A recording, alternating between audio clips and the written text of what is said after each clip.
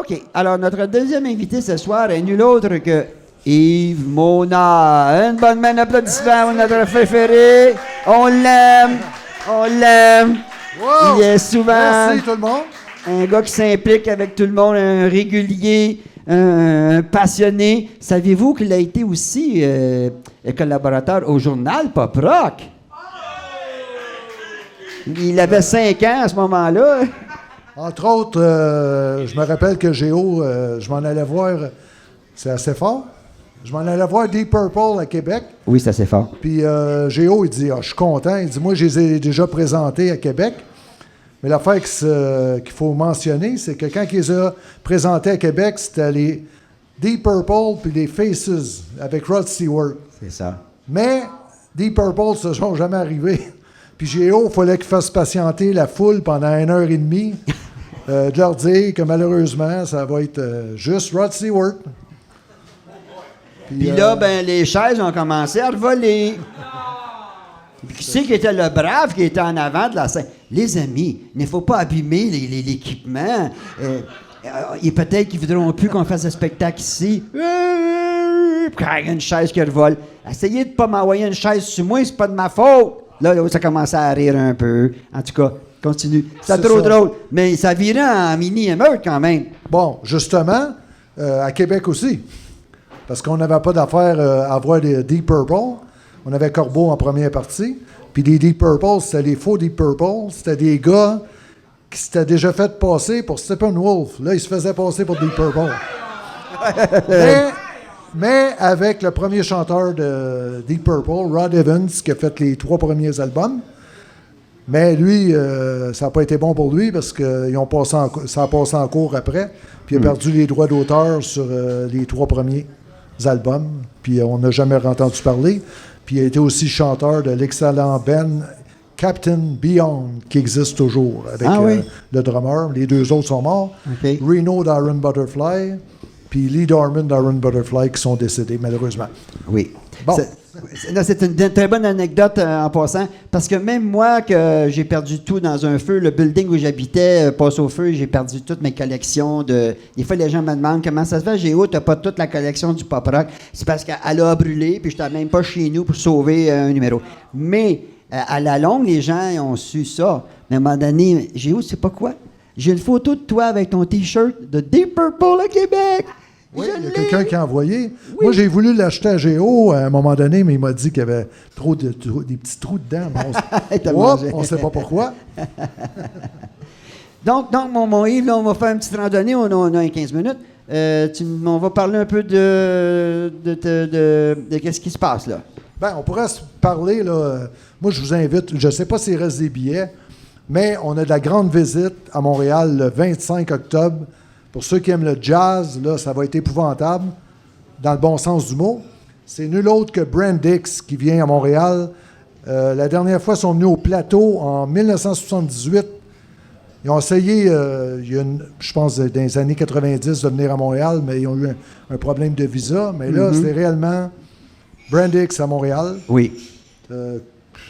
Qu'au début, le monde entendait parler parce que Phil Collins avait joué sur le premier album. C'est ça, ouais. Mais c'est réellement jazz, là. Puis moi, j'y vais pour une raison. C'est que le guitariste, c'est un ancien guitariste de Atomic Rooster que j'adore. Mais que le gars, au lieu de s'appeler John Goodsall, il s'appelait Johnny Mandala. Mais c'est le même gars. Donc, il y a des chances qu'ils voient mes albums d'Atomic Rooster là-bas. Oui, Atomic Rooster, moi aussi, j'ai bien aimé ça. Ils n'ont pas eu tellement d'albums, eux autres avaient l'album là, avec un rouge, là, bref. Le coq. Ah, le coq, c'est ça. Il y avait une pochette différente en importation. Là. Moi, j'ai les ai toutes, même celui que le gars de Brandix figure dessus, je l'ai 3 fois de 3 pays. Okay. 3 pochettes différentes. D'accord. Bon, on passe. Oui. Cocorico! Ben, t'es un coq. Oui. Mais on va passer. C'est ça, Brandix. Rooster. Là, j'aimerais ça vous parler de... Dernièrement, j'ai été voir, comme mon chandail l'indique, Nashville Pussy. Puis j'ai eu la chance de jaser 30 minutes dehors avec la guitariste. Puis elle était bien surpris parce que j'ai parlé justement du pop rock. Puis elle me disait, entre autres, que son groupe préféré, c'était April Wine. Ben, j'ai dit, ça tombe bien, la veille, je jasais avec le baseman à la Réunion. Tu sais. Ben oui, Charpentier. No kidding, no kidding. Je dis, oui. Puis elle dit que sur ses playlists, quand elle fait des tournées, elle a toujours Mahogany Rush, puis April Wine, qu'elle écoute. Puis un monsieur qui était là, justement, à côté d'elle, c'était le webmaster de Black Oak, Arkansas. Donc, on fait toujours des bonnes rencontres. Ben oui, certain. Est-ce qu'elle t'a invité à son hôtel après? Non, son mari, c'est le guitariste. Non, mais à l'hôtel, ça veut pas dire dans la chambre, là? Oh! Non, mais je venais de te parler une demi-heure. Non, mais c'est parce que c'est Pussycat, Snatchy, Cat. Bon, en tout cas. OK. Non, elle est très gentille. Elle restait à Nanaimo avant. Ah! Puis quand elle a fini le spectacle, elle arrache toutes ses cordes de guitare. Puis c'est David Gogo qui a montré comment faire. Mais lui, il m'a pas dit que... Moi, je suis ami avec lui. Il m'a pas dit qu'est-ce qu'elle y avait montré, mais ça, c'est un autre histoire. Comment détacher sa ceinture? Bon. Hop! OK. Là, on passe à un autre sujet. Oui, hey, oublie pas, il faut parler de Marino, hein, parce que... C'était le sujet. OK. Merci à Muriel pour avoir fait paru sur Pop Rock 2. Elle a mis en page l'article de Yves Mona sur poprock.ca. Une bonne main pour Muriel. Aujourd'hui même. Parce que c'est important. Les articles nous arrivent.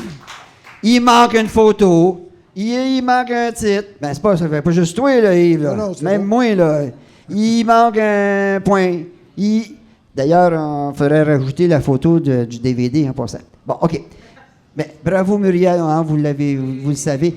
C'est que aussi, il y a beaucoup de rédacteurs qui sont ici. Vous comprenez que c'est en haut qu'on a un problème. Parce que l'infographie, la mise en page, ça s'apprend, mais il faut que ça se fasse, ça prend du temps. Fait que des fois, on reçoit des articles, puis ils paraissent 3-4 jours plus tard. C'est parce qu'on est bloqué en haut, là. On a trop d'ouvrages. On est victime de notre succès. À vous, Yves. C'est ça, j'ai justement eu ça ce matin. Puis ça, c'est rendu, il y a un site qui s'appelle Franksters. C'est pour tous les fans de Frank Marino aux États-Unis. Puis c'est ça, j'ai envoyé mon premier post, puis en tout cas, je suis rendu sur ce site-là, moi aussi. Puis là, ils vont connaître le pop rock en même temps. Oui. Marino, pour en parler de ça, c'était un DVD, ça avait été filmé là, en 2010. En décembre 2010. Puis là, il y avait un problème avec le son de la batterie, c'est ça? Le son de la batterie qui avait... Mais le gars qui a tout produit puis filmé, il a fait ça gratuitement pour Frank parce qu'il voulait que finalement on ait un produit parce qu'il n'a jamais sorti de DVD officiel, là, ni de VHS, rien. Puis il y a eu du trouble avec la batterie. Puis comme il est perfectionniste, il a tout refait clic par clic depuis 2010. Puis là, l'album vient juste de sortir. Puis c'est ça. Il y en a qui disent qu'il n'y a personne au monde qui aurait eu assez de patience pour faire ça. Mm-hmm. Même que ça lui a fait faire 2 tendinites. Puis ça, c'est un autre fait que j'ai su. Quand Johnny Winter est décédé puis qu'il était supposé de jouer à Victoriaville, Brian Slack, le producteur, il a même appelé Frank pour qu'il le remplace, puis il pouvait pas à cause de ça. Là. C'est juste de valeur. Parce que Frank est aussi un grand fan de Johnny Winter, puis il aurait sûrement accepté. Parce qu'ils ont tourné ensemble, mais ils n'ont jamais ensemble. Bon. Il faut dire, parenthèse, que M. Marino n'a pas monté sur scène depuis... 2010. Oui, c'est ça. Depuis 2010. ce spectacle-là. Il a remonté une fois à l'Impérial de Québec avec Nanette, puis Steve Hill. Puis il a fait un spectacle avec des amis à l'hôtel de ville de Mont-Royal, dans le coin qui restait autrefois. Son âge est connu, Frank, il doit être dans les 60 ans, quelque, là. Frank, il va avoir 65 le 20 novembre. 65. Donc, on espère de le revoir sur scène, surtout pour nous au Québec. Frank, c'était un des plus grands idoles qui était comparé à Hendrix. C'était un phénomène incroyable. Moi, je l'avais vu à ses débuts sur une roulotte. Il faisait sur la rue une parade, puis il jouait sur un... Est-ce que tu te rappelles, c'était pour la Saint-Jean-Baptiste? Ça se peut-tu? Oui. J'ai justement écrit à Paul Harwood cette semaine parce qu'il y a quelqu'un qui m'a envoyé une photo qu'il est posé à l'hôtel de ville. Puis j'ai écrit à Paul Harwood, l'ancien baseman, puis il m'a dit que c'était au Champ de Mars, puis c'était en 71, puis qu'après, c'était pour l'anniversaire du décès de Jimi Hendrix, puis après, il avait été donné un show à l'Arena Maurice Richard. Mais ça, pour la parade, ça, j'avais entendu parler, mais j'ai pas... À Ville d'Anjou. OK. À toi, Maurice. Oh. On pourrait... on pourrait aussi parler de... C'est là... L'entrevue est improvisée parce que Jean-Claude Marsan, c'est ça, il s'est blessé un doigt. Puis j'avais fait appel à Polo, mais à mon ami Polo, que ça fait juste 50 ans que je connais. C'est mon jumeau cosmique. Puis je voudrais dire que, faire de l'annonce un peu, en plus de son nouveau CD des Frères à Cheval qui vient de sortir, à l'automne, il recommence à faire de la peinture. Puis si jamais il y a du monde qui aurait un artiste qui aime et voudrait avoir une peinture de cet artiste-là, là, il demande juste la moitié en dépôt. Puis ensuite, il vous fait votre peinture. Je connais même une fille, Liette, un ami commun avec Polo, qu'elle aimait bien Elvis. Elle s'est fait faire une photo qu'il la tient par le cou. Puis parce que ses parents aimaient bien Elvis Presley aussi, là. Puis Liette, c'est celle que son frère avait le magasin Rock en stock dans le temps. Ah oui. Oui. Moi, je prendrais bien, mettons, je sais pas, moi, au lit avec Nancy Wilson, il pourrait-tu me faire ça? Absolument, ça lui ferait plaisir. Je peux dire que personnellement, j'ai 3 peintures de Polo. Ah! J'ai une de Luxe, le gars qui était dans Cramps. J'ai... Johnny Winter, que j'ai fait signer dans l'autobus. Puis qu'en même temps que j'ai fait signer la peinture, j'avais emmené une peinture de Moody Waters que Polo remettait à Johnny. Pardon? Oui. Il y en a une comme en... Il y en fait qu'on peut acheter, mais c'est pas une commande. Oui, sont toutes à vendre, mais il y a des commandes aussi. Oui. Mais dans ceux qui sont déjà faits, il ne reste plus grand-chose. Ouais. C'est évidemment, Polo, c'est le chanteur des Frères à Cheval, là, peut-être pour les jeunes qui sont ici ce soir. Et puis, il a développé un talent de peintre spécifique. Puis j'ai eu la chance d'aller chez lui à l'occasion de son anniversaire, il y a 5 ans. Et son sous-sol tout rempli de belles peintures. Alors, on lui souhaite bonne chance. Oui. J'avais... C'est ça, on parlait de Frank Marino tantôt. Frank Marino a déjà joué avec un guitariste qui a été demandé pour jouer avec un guitariste aveugle qui s'appelle Brian Lee, que malheureusement, moi, j'ai monté cet été à Donnacona pour aller le voir. Mais l'affaire que j'ai vue en arrivant, c'était une ambulance. Puis Brian est parti en ambulance parce qu'il y a des problèmes de cœur. Puis Kim Greenwood, je ne sais pas si vous le connaissez, mais c'est un bon ami, puis un guitariste que lui avait monté parce qu'il a été demandé pour le backer, c'est pas Saint-Géron, en tout cas, qui a été demandé pour le backer, puis il a joué avec Brian Lee. Là, il va mieux, mais 76. Hey boy, ouais. Puis c'est ça. Oui. Et puis il avait joué aussi, quand il est venu à un moment donné au Spectrum, c'est Frank Marino qui était là aussi pour jouer avec lui. Mais j'ai pas assisté à ce spectacle-là. Bon. Un petit billet. OK. C'est ça parce que des fois, moi aussi, comme Richard, j'ai vu beaucoup de spectacles. Mais je vais vous raconter une petite passe-passe que j'ai faite, là, mais dites-le pas à tout le monde. Je voulais, avec ma copine du temps, aller voir Genesis au Forum, qu'elle aimait bien, comme moi, que j'ai eu la chance 4 fois de le voir avec Peter Gabriel. Mais en 77, c'était complètement sold out. Là, j'ai eu l'idée, écoutez bien, d'acheter 2 billets pour Santana. Puis là, j'ai rentré au Forum, puis rendu au guichet, Francine, qu'elle s'appelait. Elle s'appelle toujours Francine. Elle dit, t'as-tu les billets? Je sors les billets de ma poche, puis j'y présente. Puis le monsieur, il dit, oh non, Santana, c'est la semaine prochaine. Elle me regarde, elle dit, oh non, tu t'es pas trompé de billets sur le frigidaire. Puis là, le cœur me battait. Le monsieur, il dit, c'est correct, je vous fais rentrer, mais vous ne pourrez pas vous asseoir à cette place-là. Puis la semaine prochaine, quand vous viendrez voir Santana avec vos billets de Genesis, là, revenez me voir, puis je vous fais rentrer. Merci, monsieur. Elle est partie! Elle est bonne. Ça s'est fait, on les a vus. Une anecdote assez remarquable. Que moi, non, j'avais pas de billet, mais il a fallu que je vende mon corps parce que c'était une femme. Et puis elle dit, ben, si tu veux rentrer ou tu viens vers cette porte-là. Non, là j'aurais. Non, mais pas que. J'aurais une anecdote. J'ai pas de photo de ça, là, mais. J'ai une anecdote aussi. Justement, Jean-Claude Marsin était supposé de passer, mais j'ai aussi une anecdote de plume.